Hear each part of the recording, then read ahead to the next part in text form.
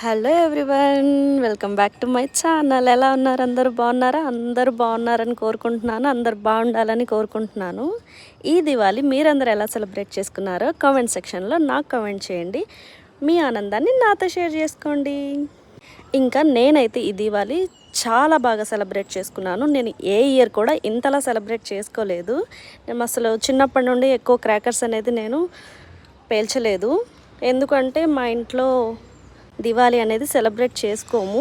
మా మదర్కి భయం అనమాట, కొంచెం క్రాకర్స్ పేలుస్తూ ఏమన్నా జరగవచ్చు, లేదంటే ఇంకా పొల్యూషన్, అలా సమ్ రీజన్స్ ఉంటాయి కదా, అలా మేము సెలబ్రేట్ చేసుకోలేదు. నేను ఆఫ్టర్ మ్యారేజ్ దివాళీ అనేది సెలబ్రేట్ చేసుకుంటున్నాను. ఈ ఇయర్ అయితే ఎప్పుడూ లేని విధంగా నేనైతే క్రాకర్స్ పేల్చాను. ఇంకా నాకు ఇది చాలా స్పెషల్ అనమాట. మా మదర్తో నేను ఫస్ట్ టైం అనేది దివాళీ సెలబ్రేట్ చేసుకున్నాను. నేనైతే ఈ దివాళీ ఫుల్ ఎంజాయ్ చేసేసాను విత్ మై ఫ్యామిలీ అనమాట. అసలు క్రాకర్స్ అయితే ఫుల్ కాల్చేసాను. నాకైతే చాలా భయం క్రాకర్స్ పేల్చాలంటే కూడా.